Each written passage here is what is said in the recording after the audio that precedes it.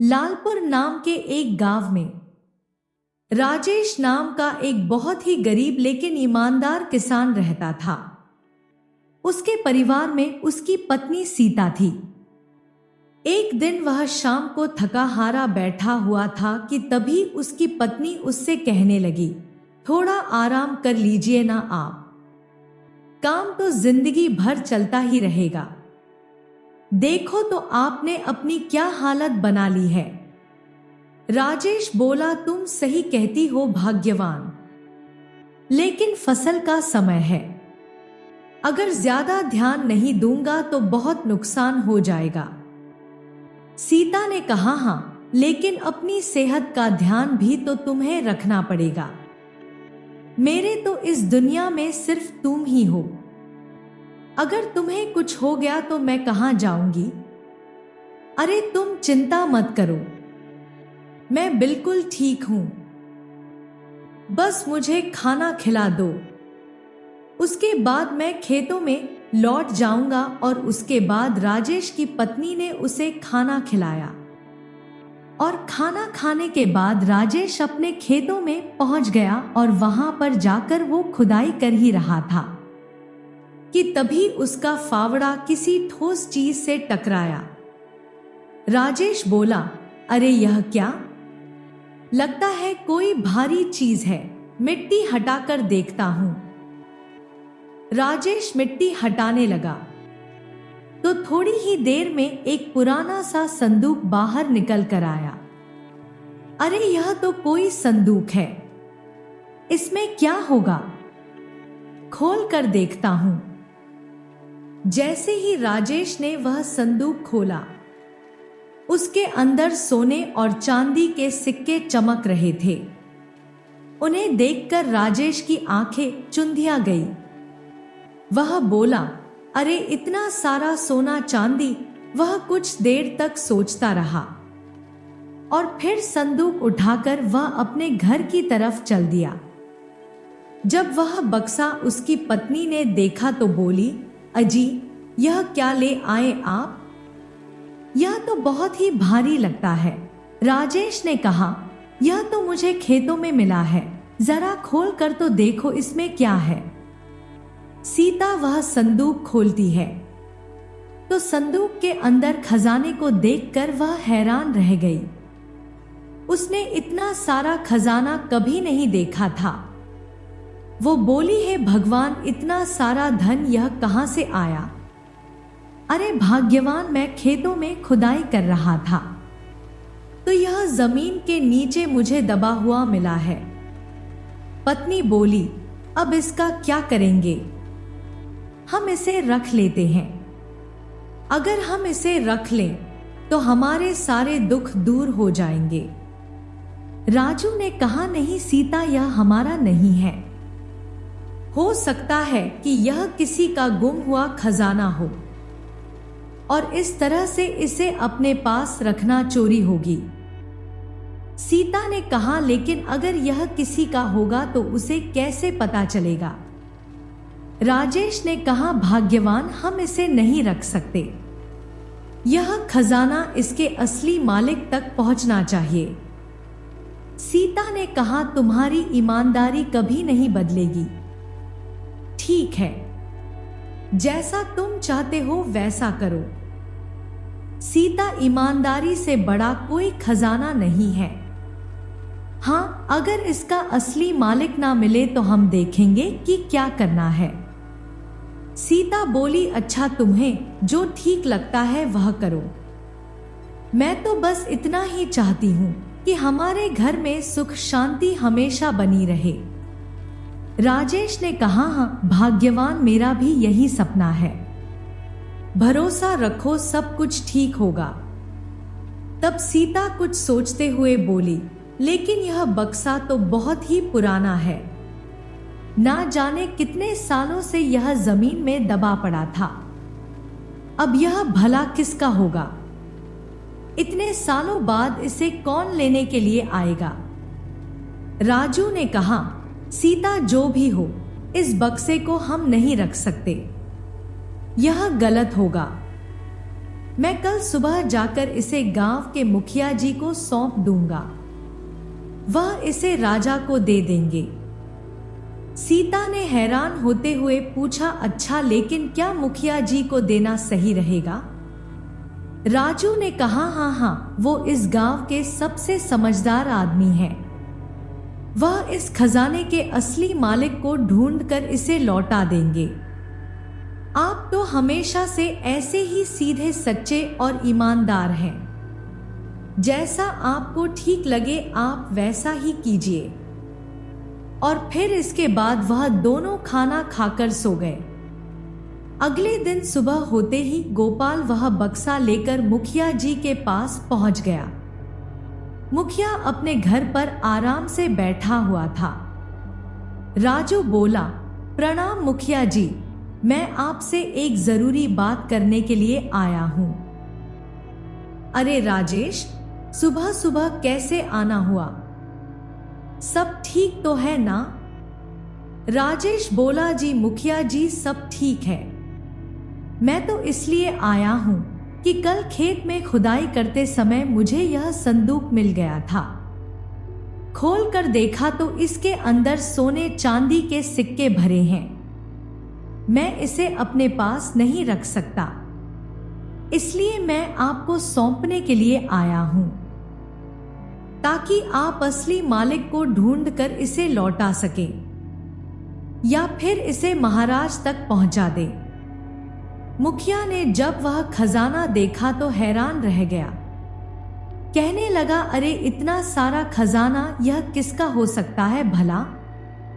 और यह तुम्हारे खेत में कैसे आया? राजेश ने जवाब दिया, वह तो मैं नहीं जानता मुखिया जी, लेकिन जिसका भी हो अब आप यह उस तक पहुंचा दीजिए। मुखिया बोला, राजू, तुम्हारी ईमानदारी की तो इनाम दी जाएगी।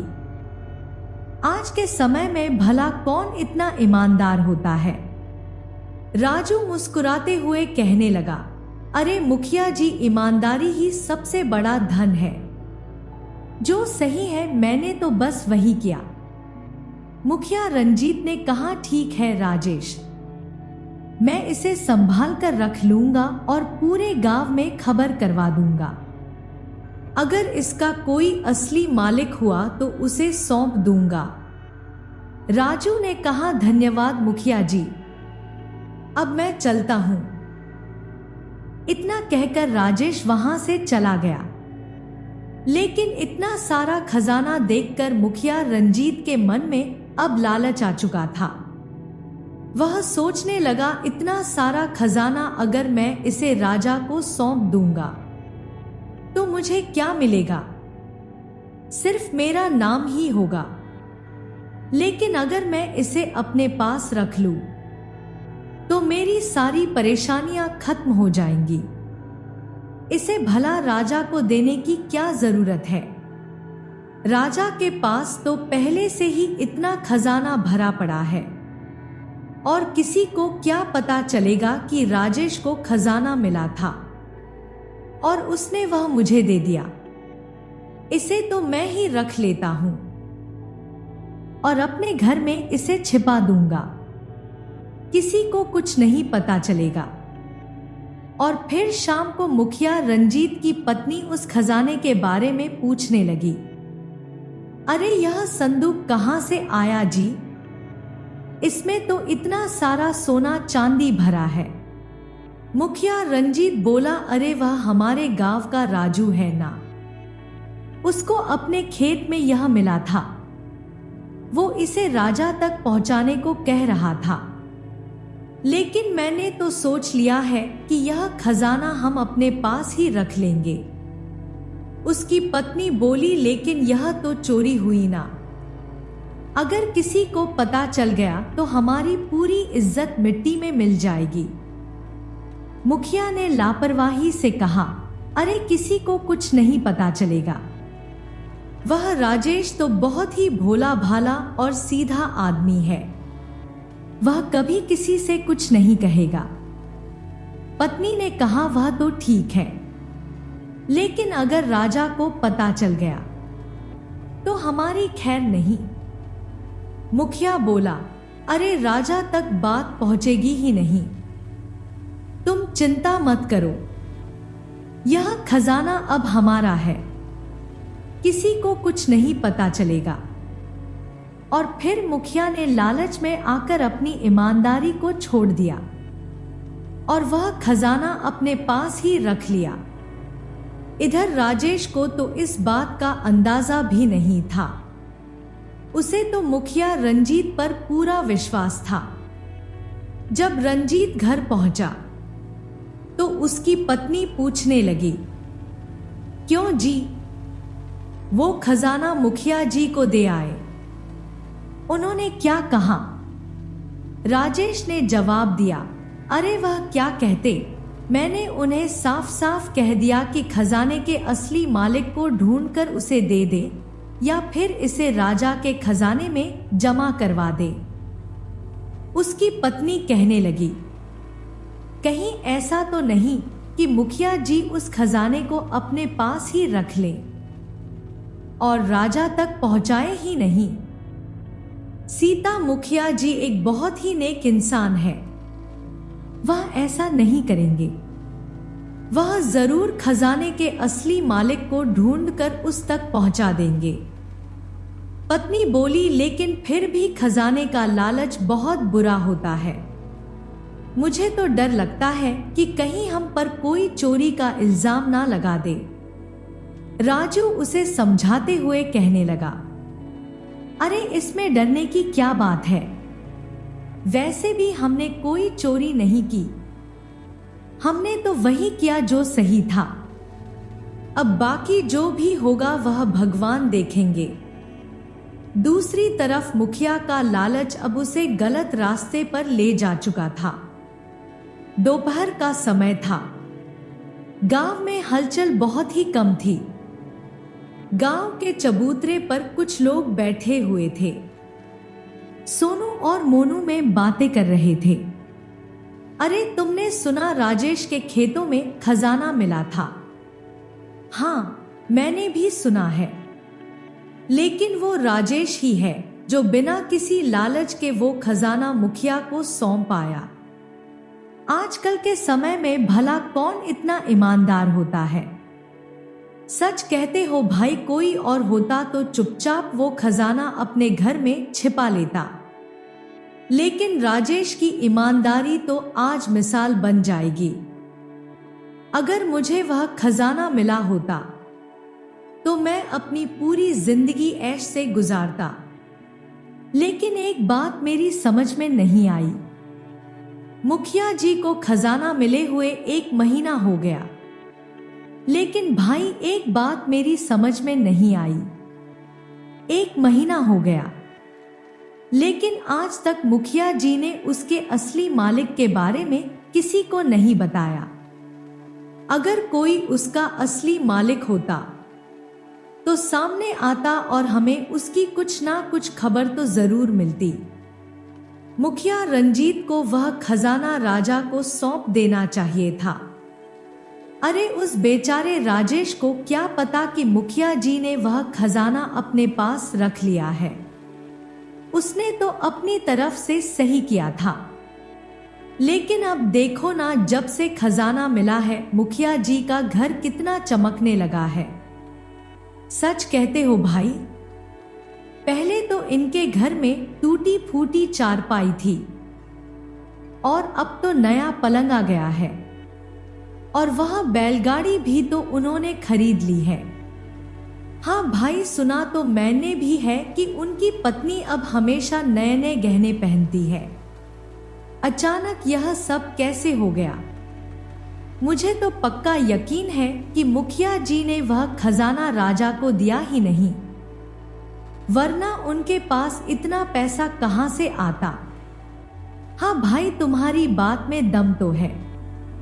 1 साल पहले तक उनके घर की क्या हालत थी वह सबने देखा है, और अब गांव में सबसे बड़ा घर उन्हीं का हो गया है। लेकिन यह बात अगर राजेश को पता चली तो क्या होगा? राजेश को क्या अगर राजा को पता लग गई तो मुखिया रंजीत की खैर नहीं। हाँ, लेकिन एक बात पक्की है कि राजेश की ईमानदारी ने मुखिया जी की किस्मत बदल दी और बेचारा राजेश अपनी झोपड़ी में ही रह गया। इस तरह से सभी लोग अपनी अपनी राय दे रहे थे। दूसरी तरफ उसी नगर के राजा के महल में एक दिन दरबार लगा हुआ था। सामने महामंत्री खड़ा था। राजा के मन में अपने राज्य की प्रजा का हालचाल जानने की इच्छा हुई। राजा चाहता था कि यह काम बिना किसी तामझाम के किया जाए। वह खुद गांव-गांव जाकर अपनी प्रजा की हालत देखें। राजा ने कहा, महामंत्री, कई दिनों से मैं सोच रहा हूं कि एक बार अपने राज्य का भ्रमण किया जाए। सुना है कुछ गांव में हालात ठीक नहीं है। मंत्री बोला, महाराज, आपकी बात बिल्कुल ठीक है। अगर आप स्वयं जाकर अपनी प्रजा की हालत देखेंगे तो सारी सच्चाई स्पष्ट हो जाएगी। राजा ने कहा, हाँ, वह तो ठीक है, लेकिन मैं अपने असली रूप में नहीं जाना चाहता। अगर मैं राजा की तरह जाऊंगा तो लोग सच बोलने से कतराएंगे। हम दोनों ऐसा करेंगे कि साधारण वेश बनाकर गांव का हालचाल जानने के लिए चलेंगे। अगले दिन राजा और मंत्री ने साधारण किसान का वेश धारण किया और फिर अपने राज्य के भ्रमण पर निकल पड़े। वे घूमते घूमते उसी गांव में आ पहुंचे जहां पर कुछ दिन पहले राजेश नाम के एक किसान को अपने खेतों में खजाना मिला था। राजा कहने लगा, मंत्री जी, यह गांव तो बड़ा ही समृद्ध लगता है, लेकिन सुना है कि यहाँ के कुछ लोग अभी भी गरीबी में ही जीवन गुजार रहे हैं। मंत्री बोला, हाँ महाराज, यह जानने की जरूरत है कि यहाँ पर कौन ईमानदार है और कौन नहीं। इसके बाद राजा और मंत्री ने गांव में घूमना शुरू कर दिया। दोनों गांव के चबूतरे की ओर बढ़े जहां पर सोनू और मोनू बैठे हुए दिन भर की बातों की चर्चा कर रहे थे। राजा और मंत्री उन दोनों के पास पहुंचे।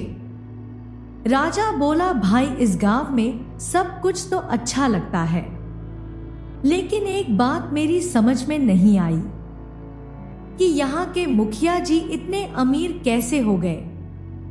सोनू बोला, भैया, हम तो साधारण किसान हैं, हमें क्या पता, लेकिन सच कहें तो जब से मुखिया जी को वह खजाना मिला है तब से उनके दिन ही बदल गए हैं। राजा ने पूछा, खजाना? किसका खजाना? सोनू ने कहा, अरे कुछ दिन पहले राजेश को अपने खेत में खजाना मिला था। अब वह तो एक ईमानदार आदमी है, उसने वह खजाना सीधा जाकर मुखिया जी को दे दिया था। लेकिन अगर वह खजाना राजेश खुद ही रख लेता तो किसी को क्या पता चलता, परंतु उसने ऐसा नहीं किया। वह तो सीधा और सच्चा आदमी है। उसे लगा कि यह खजाना किसी और का होगा, इसलिए उसने वह खजाना ले जाकर मुखिया जी को दे दिया। राजा ने पूछा, अच्छा फिर क्या हुआ? सोनू बोला, होना क्या था, मुखिया जी ने वह खजाना राजा को सौंपने की बजाय अपने पास ही रख लिया। राजा बोला, लेकिन यह तो उन्होंने गलत किया। उस खजाने को तो राजा तक पहुंचाया जाना चाहिए था। सोनू बोला, वो बात तो है, लेकिन ऐसा हुआ नहीं। अब देखो ना, मुखिया के घर में पहले तो खाने के भी लाले पड़े हुए थे, और अब नया मकान, बैलगाड़ी और ना जाने क्या क्या उसके घर में आ गया है। राजा ने कहा, इसका मतलब तो यह हुआ कि मुखिया ने बेईमानी की है। सोनू बोला, हम यह तो नहीं कह सकते, लेकिन यह सब बदलाव देखकर किसी को भी उस पर शक हो सकता है कि इसके पास इतना सारा धन इतनी जल्दी कहां से आ गया। और फिर राजा और मंत्री वहां से कुछ दूर चले गए। तब राजा कहने लगा, महामंत्री जी, मुझे तो लगता है कि कुछ गड़बड़ है, हमें इसे देखना चाहिए। मंत्री बोला, जी महाराज, लेकिन हमें राजेश की ईमानदारी की भी प्रशंसा करनी चाहिए। अगर मुखिया ने सच में वह खजाना छुपा लिया है तो उसे दंड मिलना चाहिए। राजा को अब सारी स्थिति समझ में आने लगी थी कि मुखिया के अचानक अमीर बन जाने की वजह क्या है। राजा ने तय किया कि वह जल्दी ही मुखिया को दरबार में बुलाकर इस रात से पर्दा उठाएंगे। अगली सुबह राजा अपने भव्य दरबार में राजगद्दी पर बैठा हुआ था। उनके साथ उनका महामंत्री भी था। राजा के मन में पिछले दिन की सारी बातें घूम रही थी कि गांव का मुखिया अचानक इतना अमीर कैसे बन गया। और फिर राजा ने फैसला किया कि अब मुखिया को दरबार में बुलाकर सच्चाई सामने लानी चाहिए। राजा ने महामंत्री से कहा, महामंत्री जी, कल हम जिस गांव में भ्रमण करने के लिए गए थे वहां की बातें मेरे मन में बार बार आ रही हैं। मंत्री ने पूछा, कौन सी बात महाराज? राजा ने जवाब दिया कि मुखिया के पास इतना धन कैसे आ गया। गांव के लोग कह रहे थे कि राजेश नाम के एक किसान ने अपनी ईमानदारी से एक खजाने का संदूक उस मुखिया को सौंपा था, लेकिन वो खजाना अब तक हमारे पास क्यों नहीं पहुंचा? मंत्री बोला, महाराज, बात तो कुछ अजीब है। अब हमें मुखिया से ही पूछना चाहिए कि यह सारा क्या मामला है। राजा ने कहा, ठीक कहते हो मंत्री जी, आप सैनिकों को अभी भेजिए और गांव के मुखिया को दरबार में बुलाकर लाइए। राजा की आज्ञा हुई तो सैनिक तुरंत आदेश का पालन करने के लिए चल दिए। उधर मुखिया अपने घर में आराम से बैठा था जब उसे राजा के दरबार में बुलाए जाने की सूचना मिली तो उसके चेहरे का रंग ही उड़ गया। कई तरह के विचार उसके मन में आने लगे। उसे डर था कि कहीं राजा को उसके काले कारनामों की खबर तो नहीं लग गई, कहीं राजा को यह पता तो नहीं चल गया। अगर उन्होंने मुझसे पूछताछ की तो मैं क्या जवाब दूंगा? मैं इस बात से इनकार कर दूंगा तो शायद मैं बच जाऊं। कुछ देर के बाद सैनिक मुखिया को लेकर दरबार में हाजिर हो गए। महाराज ने मुखिया से पूछा, मुखिया, मुझे पता चला है कि तुम्हारे पास एक खजाने का संदूक है जो तुम्हें शाही खजाने में रखवाना चाहिए था, लेकिन तुमने वह मुझ तक नहीं पहुंचाया। मुखिया कहने लगा, महाराज, आपको किसी ने गलत सूचना दे दी है। मेरे पास कोई खजाना नहीं है। अगर ऐसा कुछ होता तो मैं खुद आकर आपको सारी बात बता देता। किसी ने जानबूझकर मेरे बारे में आपको भड़काया है। मुखिया की बातें सुनकर राजा कुछ सोच में पड़ गया, क्योंकि राजा के पास मुखिया के खिलाफ कोई ठोस सबूत नहीं था। इसलिए उसने मुखिया को जाने दिया। परंतु मुखिया के जाने के बाद राजा अपने मंत्री से विचार करने लगा। मंत्री जी, मुखिया तो इस तरह से और इतनी आसानी से अपने अपराध को स्वीकार नहीं करेगा। इसके लिए हमें ही कुछ करना पड़ेगा। मंत्री कहने लगा, महाराज, आप बिल्कुल निश्चिंत रहिए। मैं आज ही मुखिया के घर पर निगरानी करने के लिए अपने कुछ गुप्तचरों को लगा देता हूं, जो मुखिया की हर गतिविधि पर नजर रखेंगे। मुझे पूरा विश्वास है कि इस तरह से हम मुखिया की असलियत का पता लगा लेंगे। और फिर मंत्री ने अपने कुछ खास गुप्तचरों को बुलाया और उन्हें मुखिया पर 24 घंटे नजर रखने का आदेश दे दिया। फिर क्या था, मंत्री के भेजे हुए गुप्तचर खुफिया तरीके से मुखिया के घर पर नजर रखने लगे। मुखिया कहाँ जाता है, किससे मिलता है, यह सब सूचनाएं वह मंत्री तक पहुंचाने लगे। लेकिन 15 दिन बीत जाने के बाद भी उनके हाथ कोई भी सफलता नहीं लगी। उन्हें ऐसी कोई भी खबर नहीं मिली जिससे मुखिया का अपराध साबित हो सके। मंत्री इस बात से चिंतित था, परंतु उसे पूरा विश्वास था कि मुखिया एक बेईमान आदमी है और खजाना उसी के पास है। इधर मुखिया बड़े ही आराम से अपने दिन गुजार रहा था।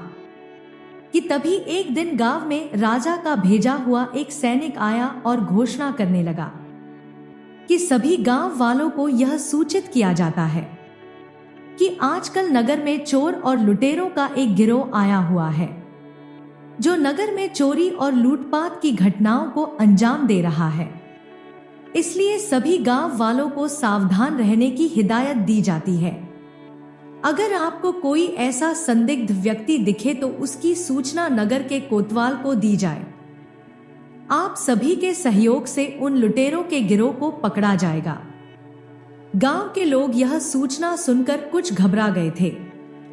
गांव के मुखिया को भी जब यह खबर मिली तो वो अपने खजाने को लेकर काफी फिक्रमंद हो गया कि कहीं लुटेरों की नजर उसके खजाने पर ना पड़ जाए।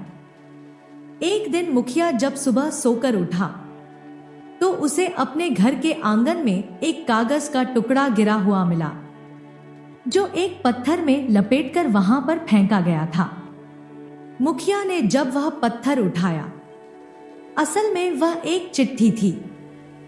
मुखिया उस चिट्ठी को खोलकर उसे पढ़ने लगा, जिसमें लिखा था, मुखिया जी, हमें पता लग गया है कि तुम्हारे घर में सोने चांदी से भरा हुआ एक संदूक है, लेकिन अब वह संदूक अब ज्यादा दिन तक तुम्हारे पास नहीं रहेगा।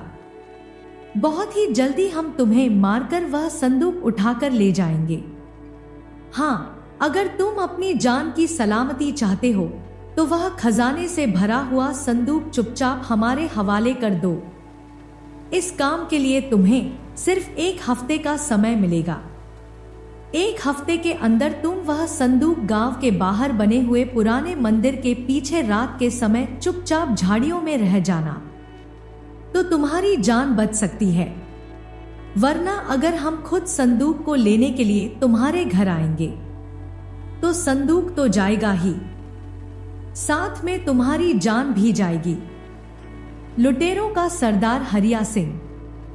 वह चिट्ठी पढ़ते ही मुखिया के चेहरे का रंग उड़ गया। वह किसी भी हालत में अपने खजाने को अपने हाथ से नहीं जाने देना चाहता था। एक बार उसके मन में आया कि वह इस चिट्ठी के बारे में नगर के कोतवाल को बता दे, लेकिन वह बताता तो किस मुंह से, क्योंकि ऐसा करने पर उसके खजाने का भेद खुल जाने का डर था। जबकि वह तो राजा से कह चुका था कि उसके पास कोई खजाना नहीं है। अब तो मुखिया दुविधा में फंस चुका था। ना तो वह खजाने के बारे में किसी को बता सकता था और ना ही वह खजाने को अपने हाथ से जाने देना चाहता था। तब मुखिया ने इस समस्या का एक हल निकाला। उसने सोचा, क्यों ना कल रात को ही मैं खजाने को अपने घर से हटाकर किसी दूसरी जगह पर छुपा दूं, ताकि अगर लुटेरे मेरे घर पर आए भी तो यह खजाना उनके हाथ ना लगे। यह सोचकर अगली रात को मुखिया ने वह खजाने वाला संदूक उठाया और छिपते छिपाते आधी रात के समय अपने घर से बाहर निकला और गांव से कुछ दूर जंगल के नजदीक एक बरगद के पेड़ के नीचे पहुंचा। उसने वहां पर एक खड्डा खोदा और संदूक को बरगद के पेड़ के नीचे दबा दिया। मुखिया को पूरा विश्वास था कि वह संदूक वहां पर बिल्कुल सुरक्षित रहेगा, क्योंकि गांव के लोगों का वहां पर आना जाना बहुत ही कम था। संदूक को वहां पर दबाकर मुखिया वापस अपने घर लौट आया। अब वह बिल्कुल निश्चिंत हो चुका था। उसका खजाना बिल्कुल सुरक्षित जगह पर पहुंच चुका था। अब वह लुटेरों के हाथ नहीं लगेगा। उस रात मुखिया चैन की नींद सोया। जब सुबह वह उठा तो देखा कि राजा के कुछ सिपाही उसके दरवाजे पर आ धमके। उन्हें देखते ही मुखिया घबरा गया, क्योंकि सिपाहियों के साथ राजा का मंत्री भी था। मंत्री ने मुखिया को धमकाते हुए कहा, मुखिया, तुम्हारा पर्दाफाश हो चुका है। जिस खजाने के बारे में अब तक तुम अनजान बन रहे थे, वह खजाना तुम्हारे ही पास है और मुझे मालूम है कि तुमने वह खजाना कहां पर छुपाया है। सिपाहियों, पकड़ लो इस बेईमान को और मेरे साथ ले चलो। इससे पहले कि मुखिया कुछ बोल पाता, सिपाहियों ने उसे गिरफ्तार कर लिया और फिर मंत्री गांव के बाहर बरगद के पेड़ की तरफ चल दिया, जहां पर मुखिया ने रात के समय अपना खजाना दबाया था। पीछे पीछे मंत्री के सिपाही मुखिया को घसीटते हुए आ रहे थे। यह नजारा देखकर गांव के कुछ लोग भी उनके पीछे पीछे चल दिए। बरगद के पेड़ के पास पहुंचकर मंत्री ने सैनिकों को आदेश दिया कि यहां पर खुदाई की जाए, और फिर सैनिकों ने खुदाई करके वहां से खजाने से भरा हुआ संदूक बाहर निकाला। इसके बाद सैनिकों को आदेश दिया गया कि वह राजेश को यहां पर लेकर आए, ताकि वह इस संदूक को पहचान कर बता सके कि यह वही संदूक है जो उसे अपने खेतों से मिला था। सैनिक राजेश को लेकर वहां पर आ पहुंचे। तब मंत्री ने राजेश से पूछा, राजेश, क्या यह वही संदूक है जो तुम्हें मिला था? राजेश ने कहा, जी मंत्री जी, यह वही संदूक है, और मैंने यह संदूक मुखिया जी को दिया था, ताकि यह संदूक राजा जी के खजाने में जमा करवाया जा सके। अब तो मुखिया की सारी पोल खुल चुकी थी। तब मंत्री ने कहा, मुखिया जी, क्या तुम जानना नहीं चाहोगे कि तुम्हारे इस संदूक के बारे में मुझे कैसे पता लगा? असल बात तो यह है कि गांव में लुटेरों के बारे में जो मुनादी करवाई गई थी, वह मैंने जानबूझकर करवाई थी, और तुम्हारे घर पर जो चिट्ठी तुम्हें मिली थी, वह लुटेरों ने नहीं बल्कि मैंने ही तुम्हारे घर पर फिकवाई थी। यह सारी मेरी ही योजना थी, ताकि तुम उस खजाने को बचाने के लिए कोई ऐसा कदम उठाओ कि मैं तुम्हें हाथों पकड़ सकूं। और देखो, मेरा अंदाजा बिल्कुल सही निकला। तुमने उस चिट्ठी को लुटेरों की धमकी समझा और यह संदूक यहाँ पर छिपाने के लिए आ गए। लेकिन मेरे गुप्तचर जो 24 घंटे तुम पर नजर रखे हुए थे, उन्होंने रात के समय तुम्हें यह सब करते हुए देख लिया था, और इसकी सूचना मुझे मिल गई, जिसका नतीजा आज तुम्हारे सामने है कि तुम्हें हाथों पकड़े गए हो। इसके बाद मुखिया को राजा के सामने पेश किया गया। तब राजा ने यह फैसला दिया कि खजाने से भरा हुआ संदूक शाही खजाने में जमा करवा दिया जाए, और मुखिया को उसकी बेईमानी के अपराध में 2 साल के लिए कारागार में डाल दिया जाए, और साथ ही साथ राजू किसान, जिसकी ईमानदारी की वजह से यह खजाना राजा के पास पहुंचा है, उसे 1100 स्वर्ण मुद्राएं इनाम में दी जाएं। और इस तरह से अपनी ईमानदारी के कारण राजू को वह इनाम मिल गया, और अब वो एक गरीब किसान नहीं रहा था, बल्कि उसकी ईमानदारी ने आज उसे अमीर बना दिया था। तो दोस्तों, मुझे पूरी उम्मीद है कि आपको यह कहानी बहुत ही पसंद आई होगी। तो इसी तरह की कहानियां देखने के लिए चैनल को सब्सक्राइब कर लीजिए। वीडियो अच्छी लगी तो उसे लाइक कीजिए और अपने बेशकीमती कमेंट करना बिल्कुल मत भूलिएगा।